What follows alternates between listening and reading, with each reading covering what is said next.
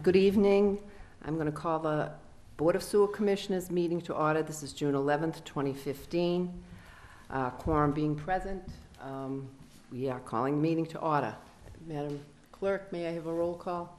Commissioner Gilberti? Present. Commissioner White? Present. Commissioner Jordan? Present. Commissioner Bronk? Absent. Commissioner Sweeney, present.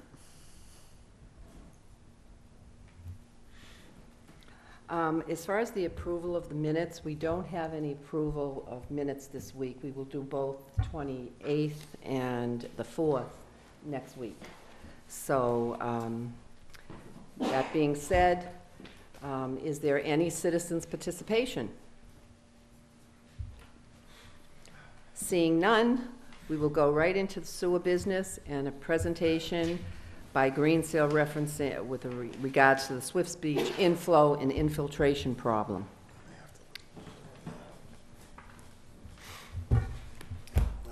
Good evening. Good evening. Could you state your name? My name is Garrett Keegan, and I'm a senior environmental engineer with Greensill Environmental in Sagamore Beach. Madam Chairman, if I will, or if you will, before you get started, I'd like to just introduce something that's in your packet.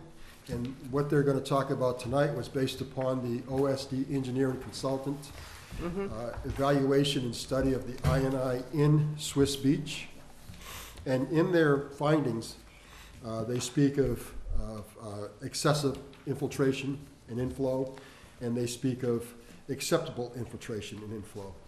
And so when Greensill was asked to take on the task of their conclusions from OSD, to move forward with their conclusions, I want you to be aware that this is what they're basing their task orders on. Thank you.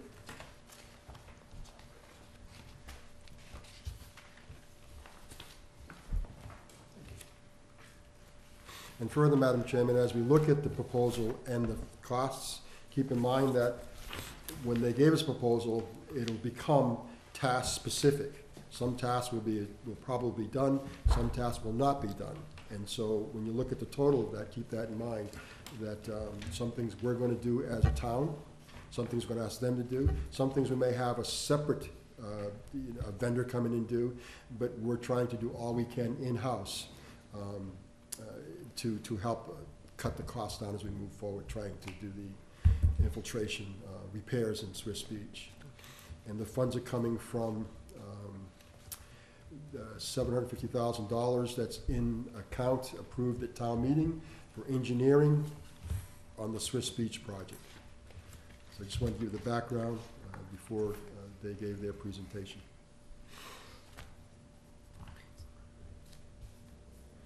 Thank you. Was that approved in 2015 or 14? 2014. And that was just for engineering, not for repair, just the engineering? Correct. Okay. You're absolutely correct. It was for engineering. And have we spent a portion of that already with OSD? Yes, I think we spent $4,800, I believe it was. Thanks. And Madam Chairman, not to get ahead, but we're going to probably try to write an article to take some of that 750, move it forward, because it specifies specifically for Swiss Beach. I'd like to have that for Onset and other communities that we need to do I&I studies to take that engineering money and bring it forward. So we'll probably write something up, bring it to the board, and the board can look at it and see if you agree, and move it to the town meeting, because I'd like to have that fund available for other I&I studies, not just Swiss Beach.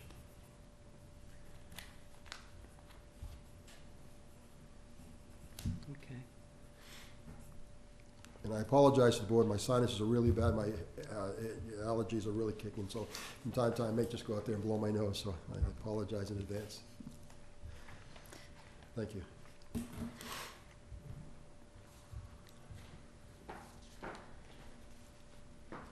Okay, Mr. Quinn. Okay, I thought it would be helpful probably to provide a brief overview of the problem. So that I prepared the handout that has the cartoon on the top showing the various factors that cause Thank you. infiltration and inflow. Oh, no, he's the big one.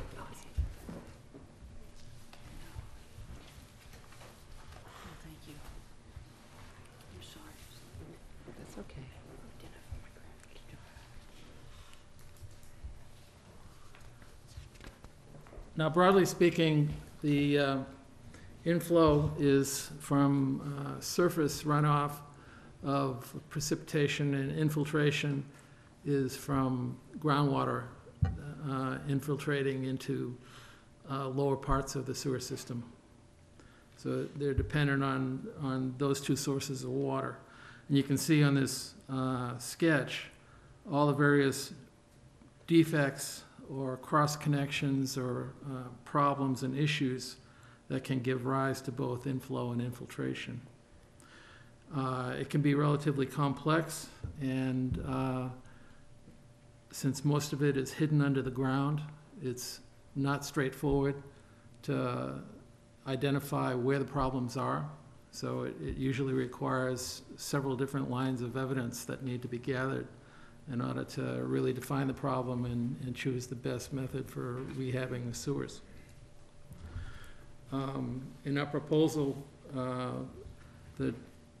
the sewer department personnel will be doing most of the actual field work, detailed manhole inspections, installing flow monitoring, smoke testing, TV inspections, and dyed water testing.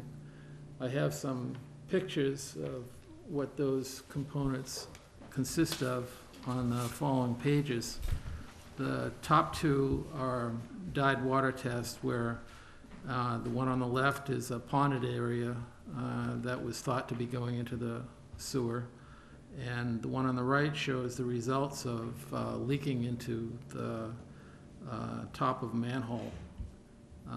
The dye that's used is a fluorescent dye that shows up readily and is not toxic. It's used for all kinds of environmental purposes when you're trying to scope out liquid flow problems. Then the bottom left is a typical closed-circuit TV picture, a still of a pipe showing cracks. So this is a rigid cement or asbestos cement pipe, I'm not sure. And then on the bottom right, a smoke test. That's where you take a liquid smoke source in a heavy-duty blower and isolate a section of sewer between manholes and blow smoke into it and look to see where and if smoke comes out at the surface. So in the picture, you can see it coming through a crack in the sidewalk and through the rainwater header or leader. And those are very typical connections. A big aspect of the study will be evaluating flow data, and there's several means for measuring flow. The town is going to be installing Palmer bolus flume with flow sensor, flow and velocity sensors. That top right picture shows one installed in a manhole as it normally would be. And you notice on the left-hand side, there's a raised and constricted portion of the flow channel. That's the flume, and what that does is allow you to measure smaller flows accurately, rather than just measuring the height of water in the pipe as it's flowing. And for especially smaller upstream sections of the sewer system, that's generally what you're measuring, especially dry weather flows. And then the bottom left is a V-notch weir, which is inserted into the end of a pipe at a manhole, as is shown on the bottom right. This is for taking spot measurements of smaller sections of sewer. When you know that you have significant infiltration, you go there during dry weather and during the wee hours of the morning, like 3 to 5 a.m., when there isn't any wastewater flow, and measure the infiltration by the height of the water backed up by the weir. and it's a very accurate measure of very small flows, which is what you'd expect under the circumstances. So that is not something that you leave in there. It's a kind of spot check that you do to isolate the worst areas that you've identified. So that would get installed like in the morning and then removed? Somebody would just go there at 3 or 4 a.m., put it in, take a reading for a short while, and Take it go over. on. Okay. Now, there's two types of flow measurements that are important. The first one that's shown on the next slide is a event that's the aftermath of a significant rainfall event, where the rain is those spiky lines in green on the left-hand side, a total depth of rainfall of 3.33 inches over the course of about 24 hours. So that's a significant event. And the red line is the total flow, both wastewater infiltration and inflow. So it rises dramatically in the aftermath of the rain event and then gradually tails off. The two components of that are inflow and infiltration. You do get an increase in infiltration because the groundwater is apt to rise up some during that kind of a situation. It might take several days for that to attenuate. But usually the inflow, especially when you're dealing with just small catchment area of a local section of the sewer system, is fairly rapid. That's usually less than half a day that you'll see that peak. And then the next one shows a more detailed view of dry weather flow, showing the daily or diurnal fluctuations in flow that are typical, where during the day you've got significant peaks in flow, which is largely from the wastewater. And then at night, it drops to a very low level, and that's when there's really no wastewater flowing, and it's pretty much all infiltration. Keeping in mind that this is from a section of the record when there wasn't any rain and there's no runoff, so inflow wasn't really an issue at this part of the record. So this is just a capture of, for us, comparison of what a normal day looks, a normal week looks like with That's right. no rain, okay. That's right. And so I put these out there just to show you the kinds of information that the town will be compiling and will be evaluating as a process of doing this work. I also brought a couple of exhibits that show the Swift Beach area. This is the entire Swift Beach, and this is a locus map to show where it is in the town with respect to the river.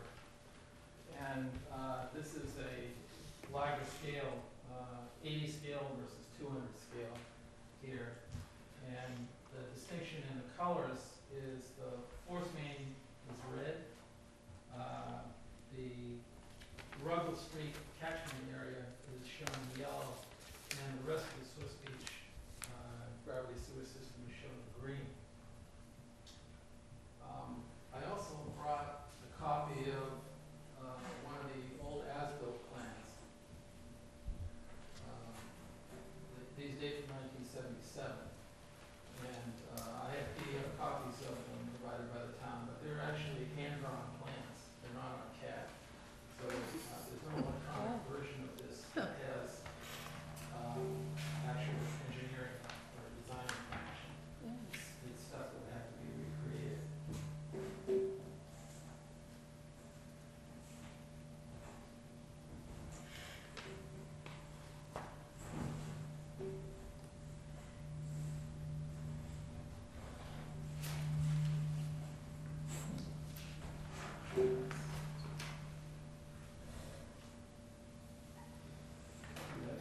Okay. The red is the fullest line, the Ruggles Street is the yellow. So that gets us into a discussion of the proposal. And as I said, sewer department personnel will be doing most of the field work. We do have a few elements of field work that we'll add. One is rainfall monitoring. In order to evaluate the wet weather flow and to give us enough information to separate the wastewater flow from the infiltration inflow, we need very accurate rainfall data. And since generally we're dealing with significant storms that are localized thunderstorms, you have to be careful about not taking data from too far away from the catchment. So we'd prefer to put in a weather station, a portable weather station at the Ruggles Street pump station with an electronic monitor right there that can be downloaded on a weekly basis and give us accurate data. That would include a tipping bucket type rainfall measurement and other typical weather data like wind speed, temperature, and so forth, humidity.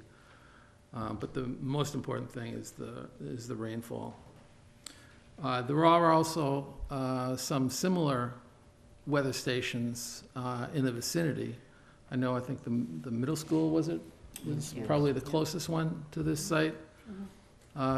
It's a few miles away, so it's a little farther than we would really want it for this purpose. But using kind of a network of stations like that, and there's 2 or 3 others, one in Mattapoisett and another one in the center of town, you can look at the pattern of rainfall and also act as a check and make sure that we're getting accurate data from the local one at the site.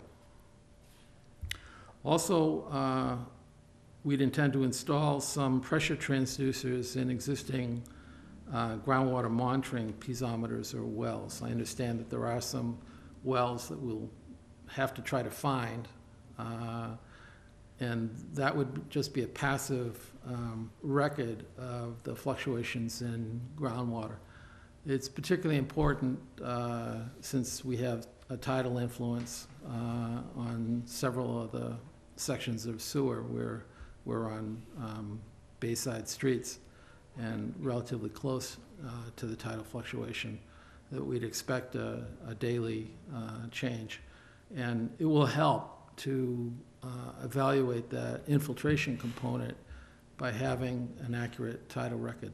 The pressure transducers are just, they're about 3/4 of an inch in diameter, like a finger.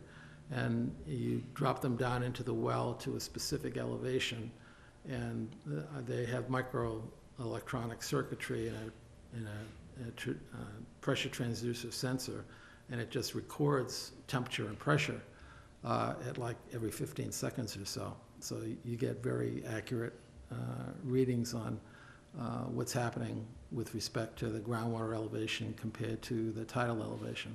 We'll also have a tidal record to compare that groundwater fluctuation with. So we'll be taking the flow data from the monitors that are put in place and any data from the V-notch weirs and compiling that.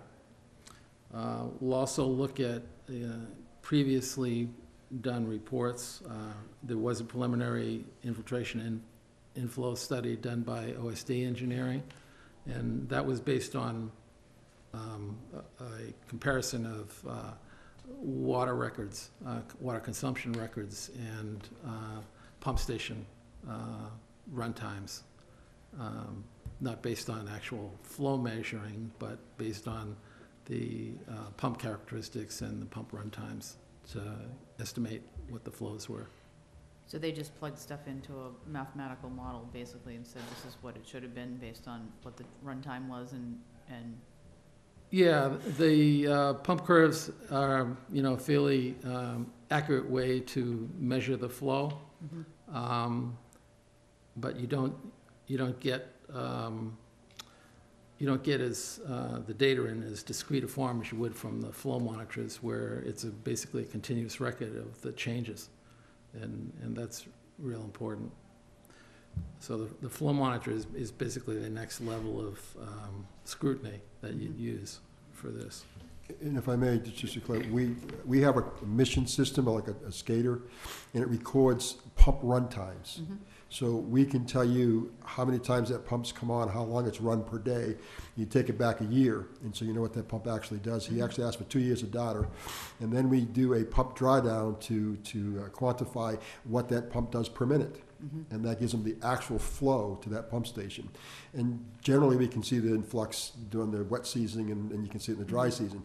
But to specifically say what pipe or where that's coming from, Right, you it don't have doesn't. that It's data. just general. Right. in nature. Yeah, it's only at the level of everything that's coming to the pump station. Correct. I get that. Thank you. The manhole inspections will provide a significant amount of data. One, manholes are subject to a lot of potential problems with cracks and leaks and so forth, leaks and the seals between the concrete rings and the connections. So that will be evaluated generally by surface inspection, looking down with a strong light and making measurements.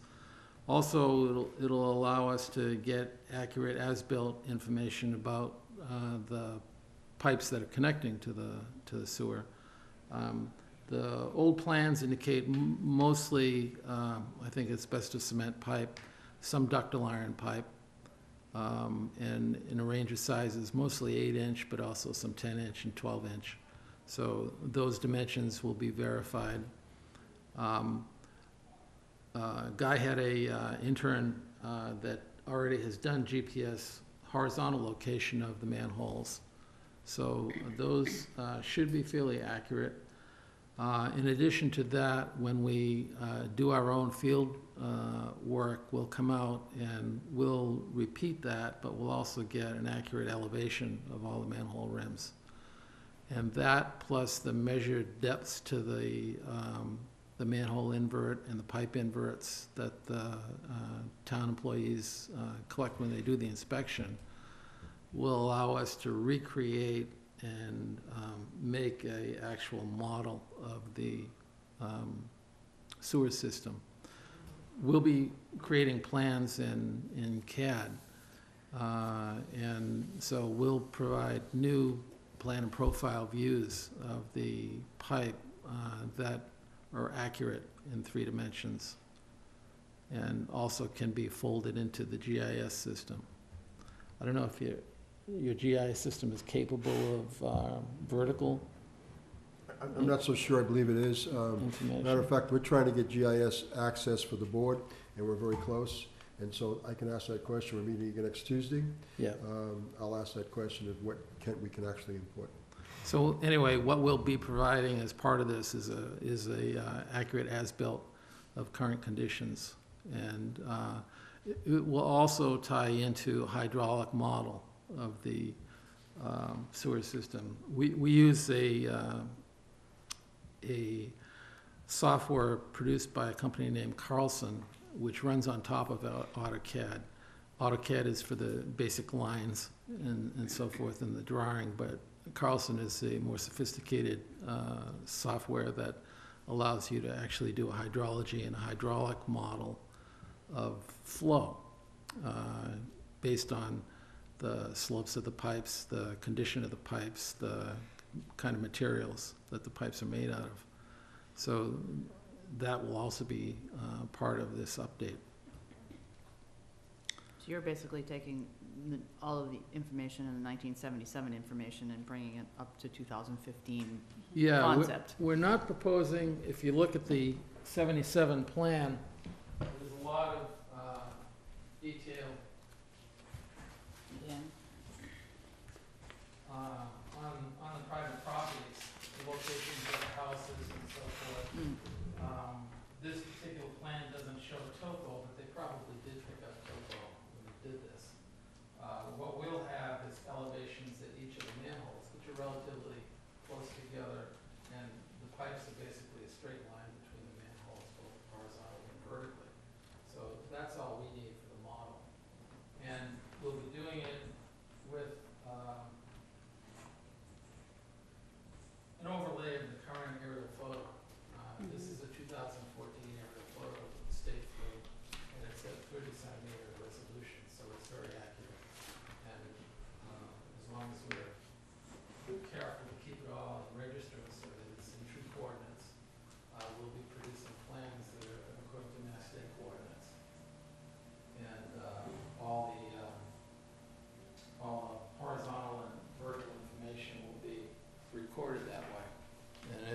also be in your database.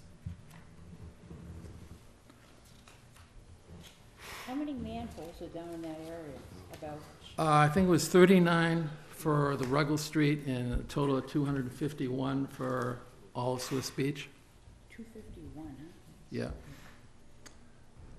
And due to the nature of the way everything works together here, this is Ruggles Street, and this short run is the force main that dumps into a gravity sewer at this point, and then it runs all the way down to the Smith Ave pump station. All the rest of this is all gravity running down to the Smith Ave, and then that pumps all the way out to Route 20 or Route 6. So we don't know, we have from the data from that pump station at Smith Ave that the overall average infiltration and inflow wasn't as bad as it was demonstrated at Ruggles Street. But part of that reason for that is that you're looking at the average of the whole thing. It's likely that, for instance, this area here, which is right on the beach, might be significantly worse. Right. So that's where probably the next phase would be to look at flow monitoring from a subset of that drainage area. So the CAD plans and everything that we're coming up with now are mostly dealing with the yellow pipe in the Ruggles Street catchment area that we're talking about you constructing? That's right. It's unlikely that the entire Swiss Beach area would merit rehab. Right. And it's going to be a matter of looking at the overall picture for the town and deciding where the really bad places are and where you get the biggest bang for your dollar Right. in terms of rehab. So that other outer area might be something we look at later on, but once we have this process down pat, then no pun intended, the flow of how things work should be easier in the long run. You get the hang of it, and the second time through, it's a little easier because everybody knows how it's gonna go. Right. Well, I do want to say that while we're doing the Swiss Beach in the Ruggles catchment area, we are going to install a monitor outside of Hamilton Beach, because we do have the feeling that Hamilton Beach has quite a bit, and why it doesn't show up is because one of the factors is pipe miles. And if you look at all the green, it's a great amount of pipe miles. So you take some of that may be dry, some may be wet, and we can't delineate. But we do have a strong feeling because Hamilton Beach looks just like the catchment area in Ruggles. So we believe that there's quite a bit. So while we're doing this, we're going to monitor that. And if that shows to be true, then we're there, mobilization is already there. We'll just jump into that and probably rectify that. That sounds like a good plan. So the first step is this data gathering. The second step is an engineering review and evaluation of all the data, basically compiling it and putting it into format where you can analyze it. It's kind of complex. You have to look at all the parts and see how they interrelate. So the idea is to put it into readily digestible form in terms of charts and graphs that you can make some quantitative statements about where the problems are and the best way to go about fixing them. The third stage is the preliminary engineering report, and that's where all of that information is gathered into a report that can document the problems and point to a kind of matrix of potential rehab methods. If you look at the last page of the handout I gave you, it shows several. This isn't by any means exhaustive. There's a lot of different ways to do sewer rehab. The top pictures are illustrating the cured in place plastic insert that was invented by the people that formed the company In Situ Form. And it's basically a felt material that's a long tube, a sock, that's impregnated with rosin, uncured rosin, so that it remains flexible. And it is either pulled or pushed by water pressure through the sewer between manholes. And then once it's in place and fully inflated, they switch from water pressure to steam. And the heat, because it's a thermosetting rosin, solidifies the plastic component. Then the bottom left is a two-part epoxy. This is a method that's used by a local vendor, Warren Environmental, out of Middleborough. They've mostly used it for larger structures, manholes and water tunnels and sewer tunnels, but they also have the capability of doing small pipes now. And this is cured chemically by the mixing of the two components of the epoxy, similar to when you see a layup of fiberglass boats. And it's spun cast so that you have a rotating head that sprays the coating. So this requires extensive cleanup of the structure prior to the spraying of the epoxy. And once it's sprayed and laid up to a significant thickness, it's quite strong. Epoxy is a very strong polymer, and it's pretty much a monolithic seal. Can be done for any kind of structure that you can fit that kind of spray head into. Then the third one on the bottom right is a form of PVC. Polyvinyl chloride normally is a rigid material. The native PVC is certainly rigid. It's almost crystalline material. But typically PVC is compounded with other organic compounds called plasticizers to soften it.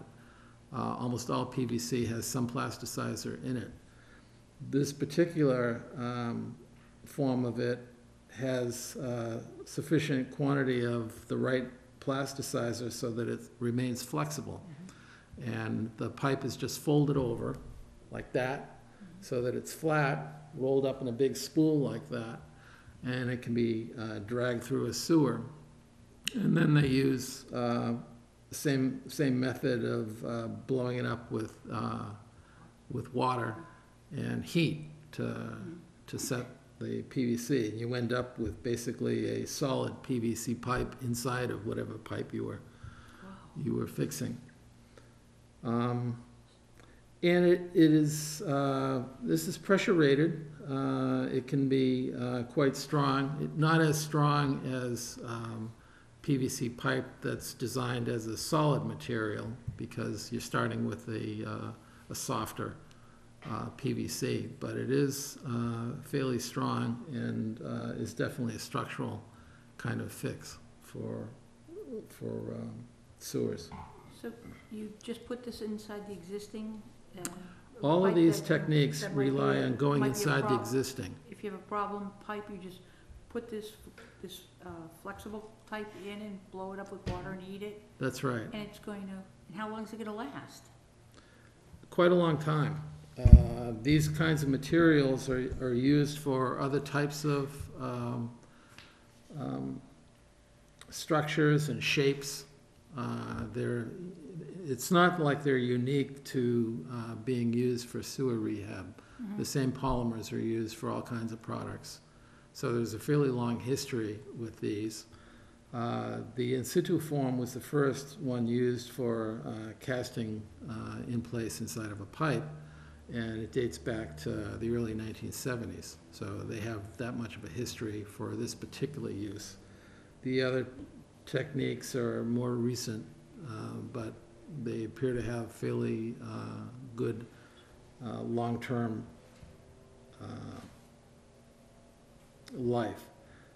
The quoted number is 25 to 50 years. That's what the manufacturer will quote. It could be more, it could be less, but 25, they're saying, is pretty standard. 50 is what they're shooting for. But there's proof that some of this technology has been in the ground for 50 years and still functional. So if you ask manufacturers, 25 to 50 years. Some warranty it 5 years, 10 years. They give you a warranty, so, which is substantial. We have new sewers that have warranty for 1 year, brand spanking new. So for someone to warranty a fix for 5 years, opposed to a brand new for 1 year, it's pretty significant. Most of the piping that's in Swiss Beach has been there since the 70s. Correct. Is that right?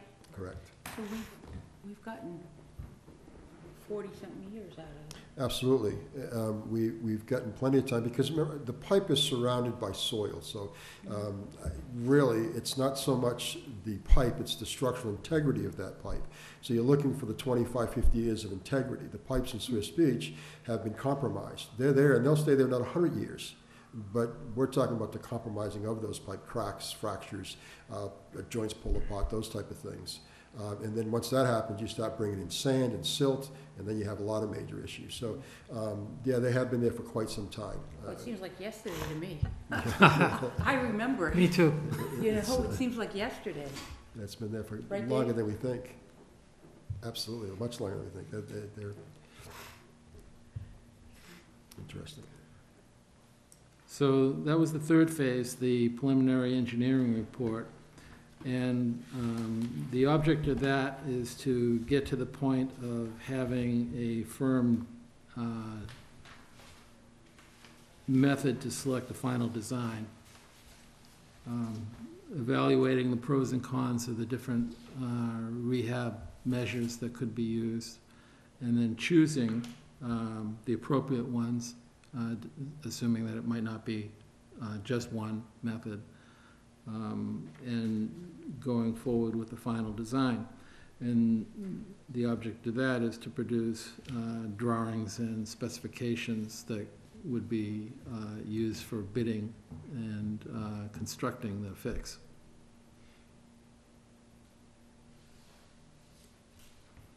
And that's where we would use we'd be providing the plans, plan and profile views, and all the details that are needed for whatever the technologies are chosen. Some of the other issues that can, some pipe systems that are rehab systems that I didn't show were to take already pre-formed pipe and insert it into the old pipe. It's called a slip lining. So you can take a somewhat flexible high-density polyethylene pipe and push or pull that through a pipe. But it usually also requires having a certain amount of room at both ends of the system to do that. And the other thing I forgot to mention was sometimes a significant source of inflow and infiltration are the laterals that come from the individual buildings. Those usually are coming out of the buildings that are relatively high elevation, close to the ground surface, so there's not as much infiltration likely there, except for where they drop down to the level of the sewer, and that's where they might be below the groundwater table. But they certainly are subject, if they have defects, to inflow. And also sometimes people have connections to one thing or another, rain leaders from the roof, drains on the surface, you name it, hot tubs, whatever. And those are the kind of thing that you'd pick up with the smoke testing. So one of the things that might be done is repair some of the laterals. And I'm not sure what the status of cleanouts are, because you need access in order to get to the lateral. you can't do it from the main line, because there's no way to physically get in there and push something up the lateral. So you have to have a clean out that comes to the surface. Usually it's done within the right-of-way so that it's on town property, and you can, from there, push a similar, smaller kind of rehab so that it joins where the main sewer is. And it's usually that joint. You have to have a means for creating a watertight joint right where the two pipes meet. Can I ask a question, Guy? Yes. In just Swift speech, you're telling me there's 251 manholes. How often do you clean those out? Ooh, I mean, we- in my we- business, we used to have to do them once a year, but I don't understand how you could possibly do that. We don't clean, we're just beginning a program to inspect them, and we'll do all 3,000 throughout the town, which will take quite some time. Once we make that initial evaluation, then we'll decide which ones need to be looked at more regularly or not at all. Because what they're basically doing, and that's, because that's a real good question, what they're basically doing is collecting, and sometimes you have gathering of solids. So what we really need to do is flush the system. So we've never flushed our system. So what you would do is you pick an area and you literally bring some water in and you flush everything down to the pump station. And that cleans the manholes, because the manhole's a trough and then you got the shelves. So all you want to do is clean out the troughs. And so if you keep flushing that. If you have a backup, which we've had, then we actually have to go to physically clean that manhole, because everything comes up, grabs the shelf, and it just makes, so we're going to clean that. So to answer your question directly, we have not had a program to clean and inspect manholes. We're instituting that program. That seems to me like a recipe for disaster. Well, And I'm just Yeah. asking only because I know it was something that I had to do on an annual basis. So I'm just asking, is it the same, are your manholes different? I mean, well, they have flow. They have a constant flow. So again, I take any manhole, open up, and it's very unlikely to see gathering of solids that would impair the ability of that manhole to transfer or to change direction of the flow. So we don't have to worry about that being consistent. So they flow really nice. What we worry more about is the structural integrity of that manhole. If the brick falls off, the shell falls in, now I have a problem, because it'll stop the flow. Those are the type of things that we're looking for in inspection. So they really don't need to be cleaned annually. Once we get the first go-around of all of them inspection-wise, we'll come back and make repairs. And then you identify your high-traffic ones, your ones that may take a more grease. And those, like we have some in Toby Road, grease is incredible. So those are going to be high-priority manholes that we will look at annually, because they gather what problems. about the coupon place? That's- That's a high. And we're doing that now, because we've cleaned that line twice already in the last 6 months, 8 months. So again, but to establish these areas that are high priority, we have to do all the inspections. And the reason why Crouton has become on our radar in Toby is because we've had sewer backups in that area created by, and not only Crouton, the donut factory has been quite a problem there also. And so that's alerted us to the issue, which brings us to the grease ordinance and all the other things that we're trying to implement to get it out of the system. But that train down Kendrick and down to Toby Road and to Springborn Pump Station, that's a high priority for us. So we'll probably clean that line twice a year, flush it out, and inspect those manholes more regularly, and also camera them more regularly. So that's an area. So as we do all these inspections, we'll identify those, and then you just throw it into your CMM, your maintenance programs, and they just come up. So we've never done that. We're in the process of establishing that process. How are you gonna physically do it with the help you have? I'm just kinda curious, if it hasn't been done, how are you gonna incorporate it? Well, we have staff, and so what we're doing now is we're designating 2 people that all they're going to do every day, all day, is manhole inspections and line cleaning. That's all they're going to do. So we're going to take those out. They're going to take them out of the regular working rotation, and we'll see what we can do per man per day. It may come to a point where we say, you know what, we're not getting it done quick enough. We may want to sub out a section of town and get it done. So That's we'll what I was figure thinking. all that That's out what as I we was go thinking. along. But, Okay. Okay, I have a question. I want to go to the back page, the estimated project budget. Now, although this task order says just 3, it's actually 1, 2, and 3, the way that's listed here on the sheet you gave us. Mhm. So when I look at task 1, I see task 1, the water pollution control facility. Mr. Campina and his men will be doing all the inspections, the installation of the flow monitoring, the smoke testing, the cleaning, and the television inspection, as well as the smoke testing, the dyed water, and then they'll be uploading all their collected data to the utility cloud database, which I think is your database. No, it's the town's database. Oh, it's the town's database, okay. I'll be subscribing to it To also, it. so that I can read it and add information to it. So when I look at this budget, the coordination, field investigation, and television inspection, since they're doing all of that and there's a $19,000 there, then I go down and I see the rainfall, the groundwater, the flow data, come up with about another 18. Then all this, the engineering review and evaluation, another 40. For task 1, you've got a price tag of $113,403. But this is an estimated cost, so this is performance-based only, I take it. Well, it's also a not to exceed cost. Right, I saw that. It's It was, based on hourly rates and not to exceed, so it's not really a lump sum. okay. So we'll be billing on an hourly rate, That's right.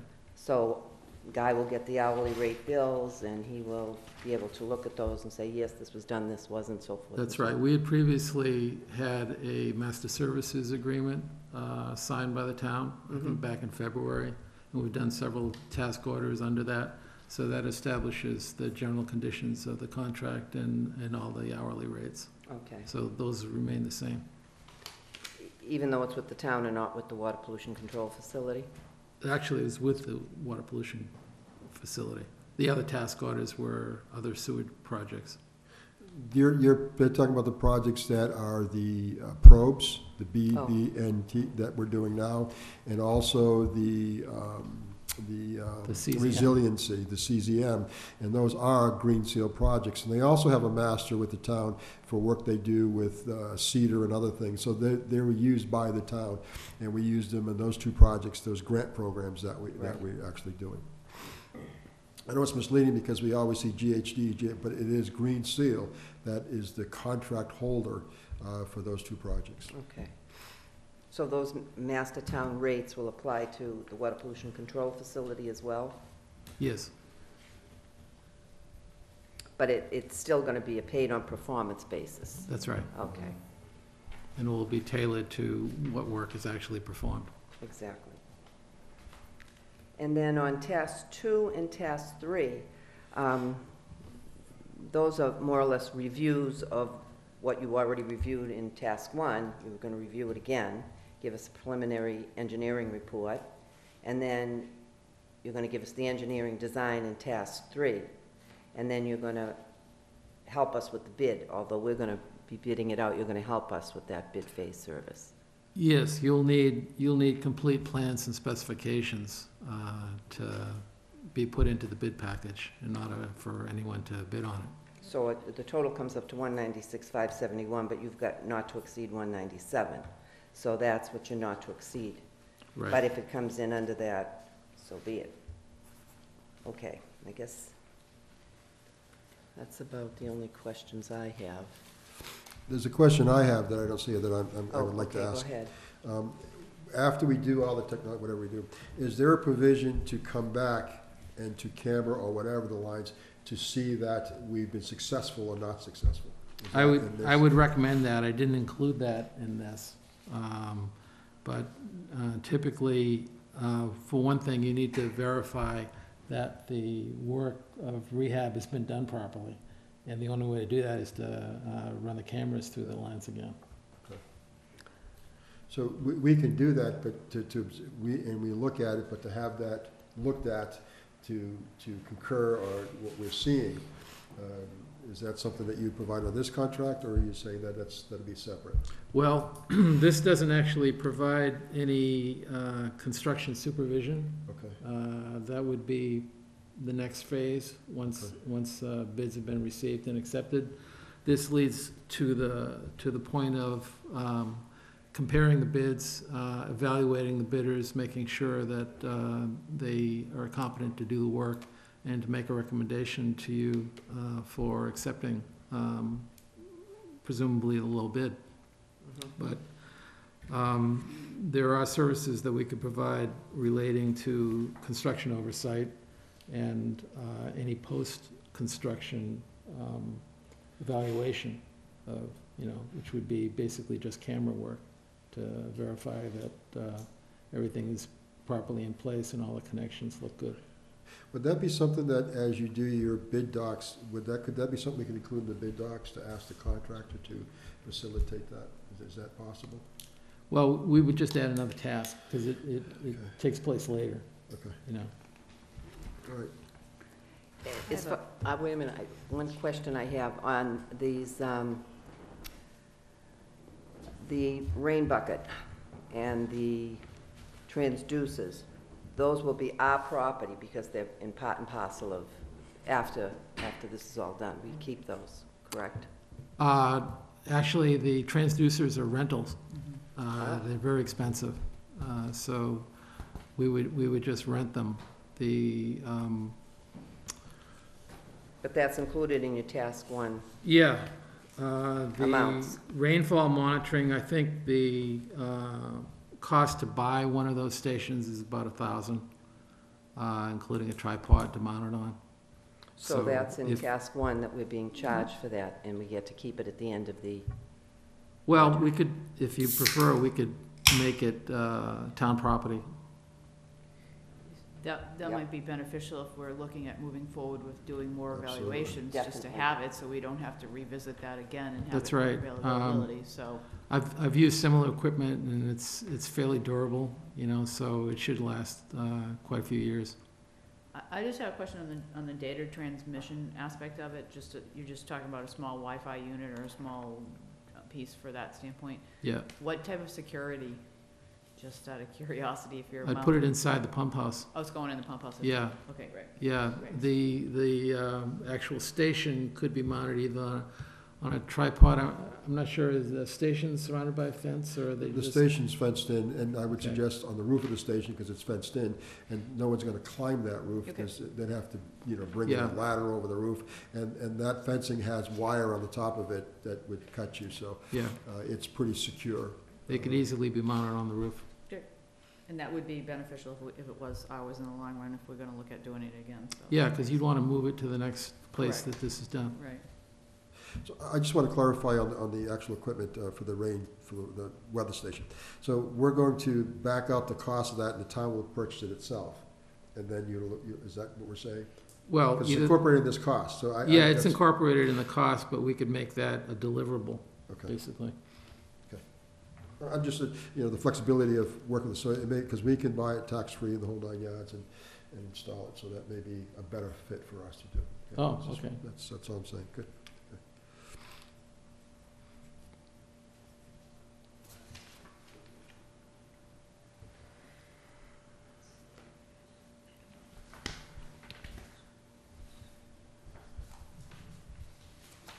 okay. Jim, do you have any questions? Got to answer. Use the mic, he said. Sorry. No, I'm all set. Most of everything got answered for me.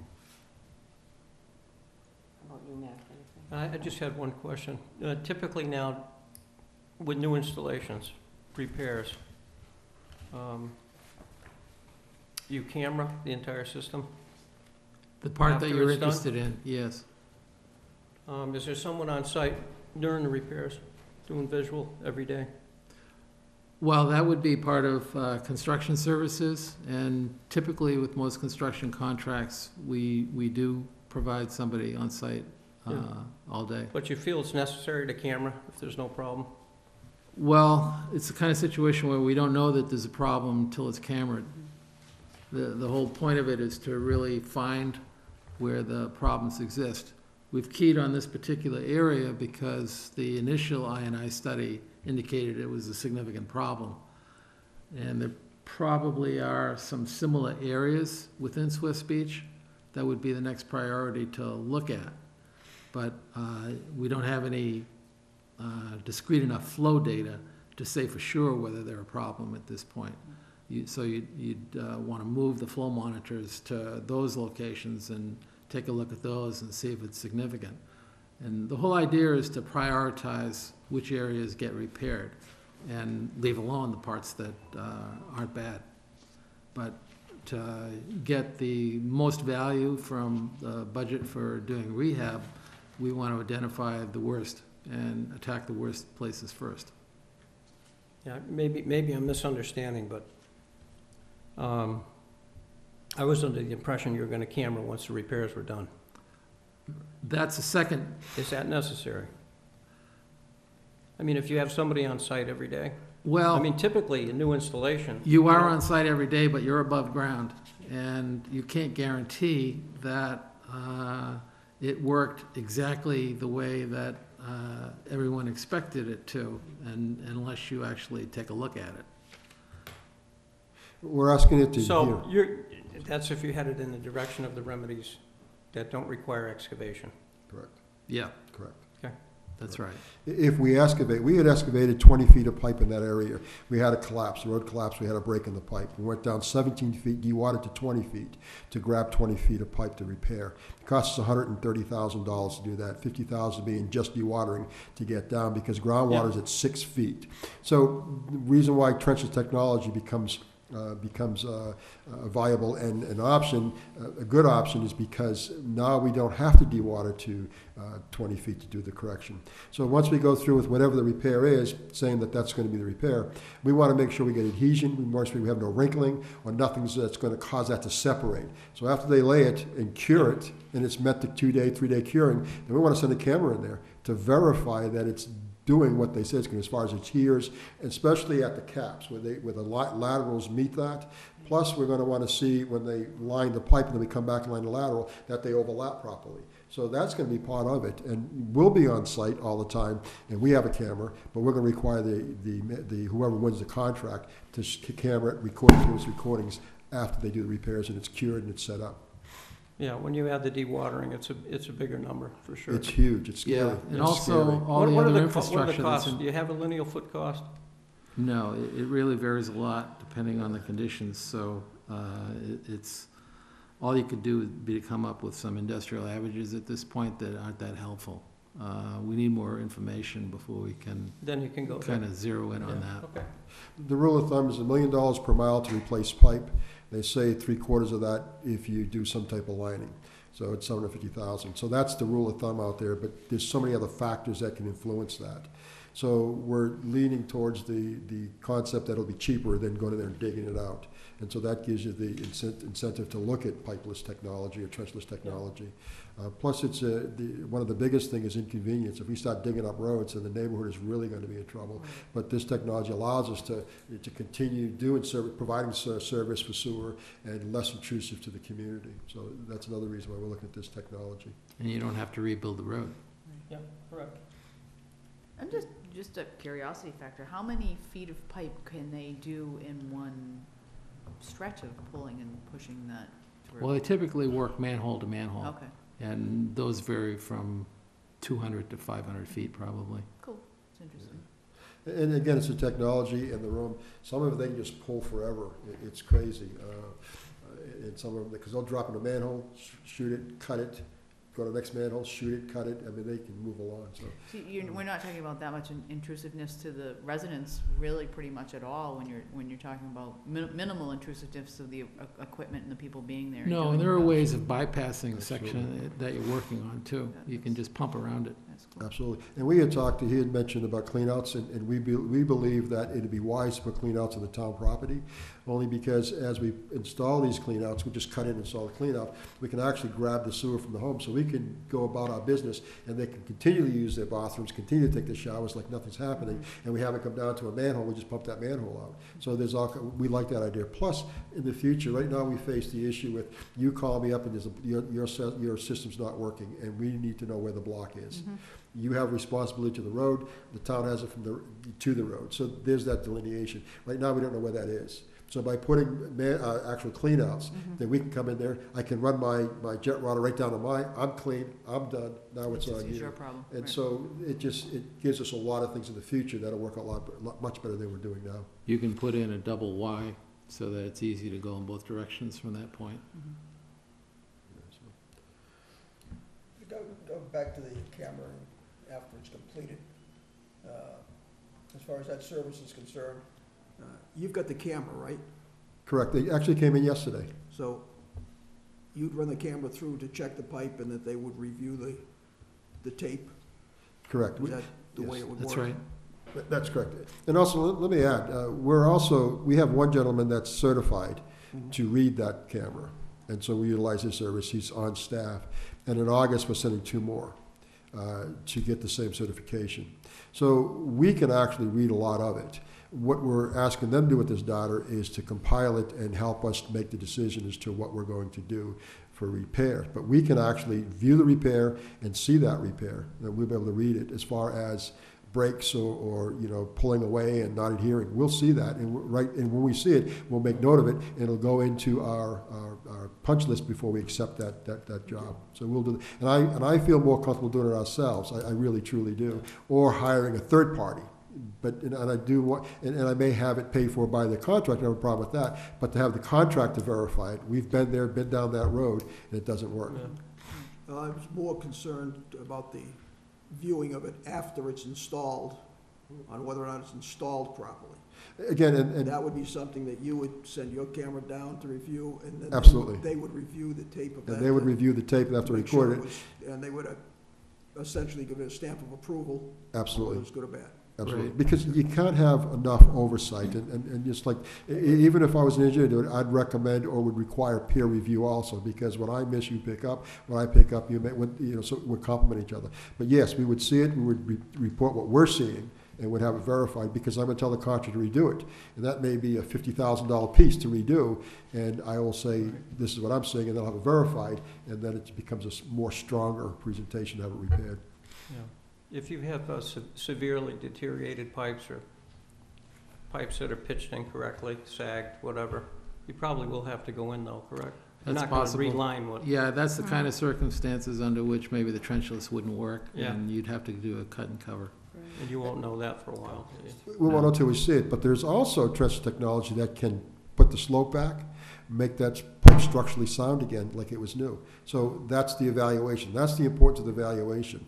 And when you have the evaluation and the tapes, then you can present that to the specific contractors.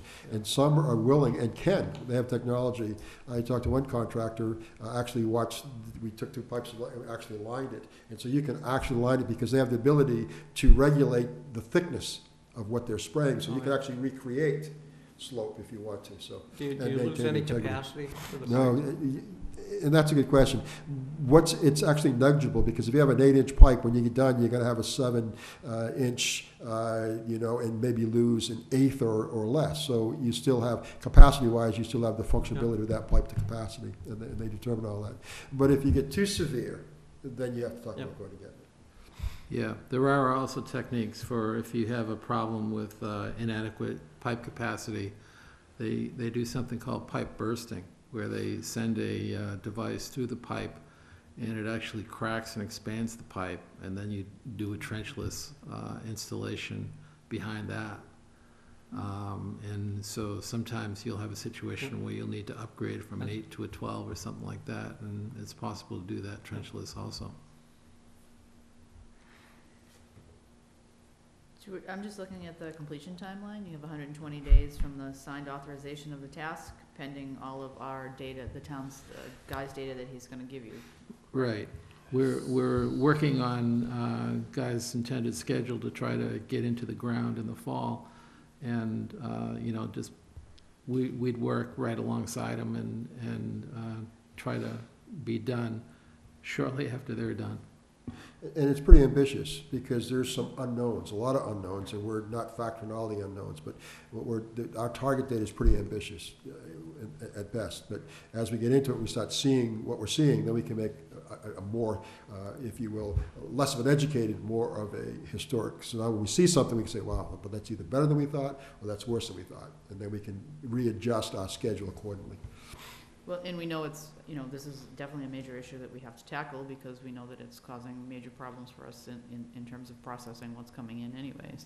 We know we have a lot of sand coming into our Right. system, tremendous amount of sand. So that can only mean that we're gonna have other collapses out there. We know when we drive through the area, roads, we can actually see the degradation and the sinking of the road. So we know that there's issues, and we also know we had a break that was it could have been worse than it was, but the road gave way. So we know all those factors. And so now we have to make some repairs. Selfishly, and I hate to say that, but this trenches technology will allow us not to have to redo every single road, because if we were to dig those roads up, we'd own them. Oh, yeah, We would own them. right. No, well, ratepayers are probably agree with you on that anyway, guys, Yeah, so. 'cause it just makes sense.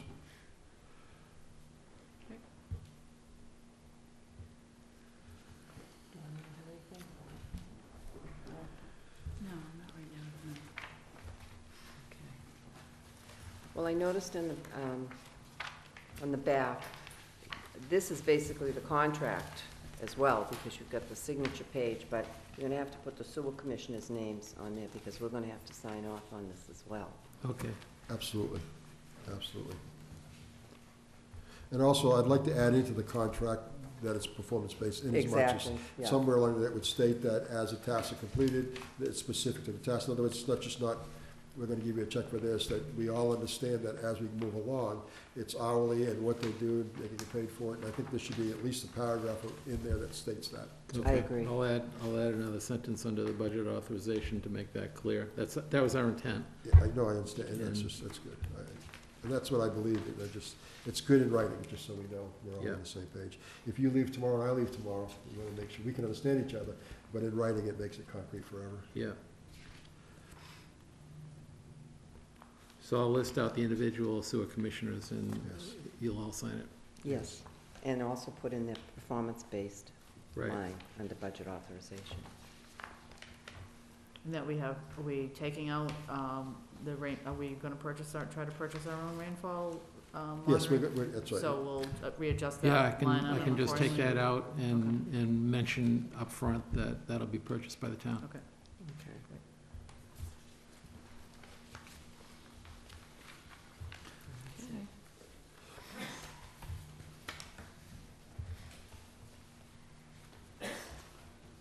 Is that recorded on, it must be recorded on I think it must have said it in there, it was recorded on CDs when they come back in, the For the television? camera? Yeah. It's recorded on absolutely. CD-ROMs? Yeah. Absolutely, you can see, you'll be able to see everything we do, it'll be on disk, and you can have it to review it, to see exactly what's going on. Yeah, and that'll actually be uploaded to the utility cloud, all that data. The other thing that Guy was alluding to that's important is the fact that his people are gonna be certified under the NASCO guidelines, basically national guidelines for how you describe what you see. And it's important, particularly since there's always turnover, that when somebody is looking at this 10 years from now and comparing, that they're comparing apples to apples. Mm-hmm. Right. So that'll be real important that those same codes are used.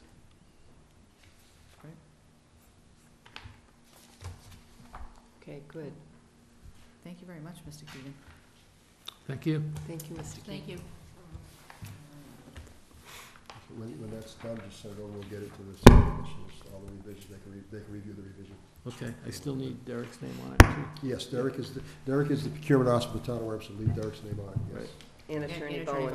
And Attorney Bowen. Oh, You're just gonna add, all you're gonna do is, what you have, just add to that. So I, also, I'll show you how else. Just when I looked at Oh, the yeah. signature page, I just said, add sewer commissioners here.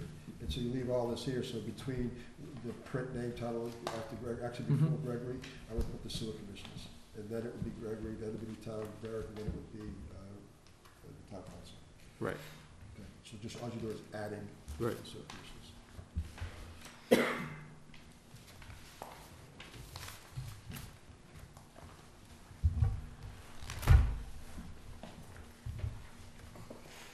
Excellent.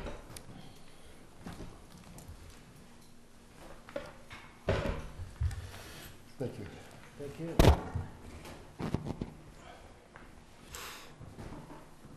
So you got the camera? Yeah, camera came in yesterday. It's gorgeous. It's gorgeous. I like it.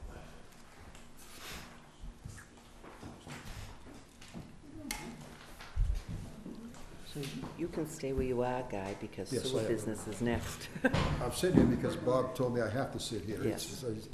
He says he doesn't want me over there anymore. He wants me here so he can see me, and I can hear me, so I'm The director. doing what I'm asked. Good night. Good night. Thank you. Good night, thank you again.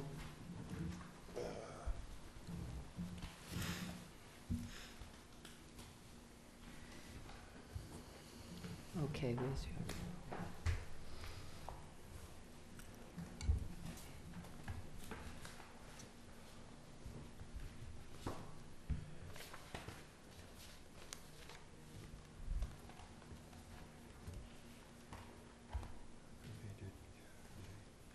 Okay, so you want the report? Yes, so now we can go on to the sewer superintendent's report. Okay. I don't have, do you folks have the capacity document Yeah. by Woodward and Curran? Yes. Okay. I have it here someplace. She didn't put it in my folder for some reason. I wanted You to talk can use briefly- mine because I have an extra. Let me look. download. Oh, you do? Okay, good. 'Cause I may have it in here someplace, but I Oh, wanted here to. it is, right here.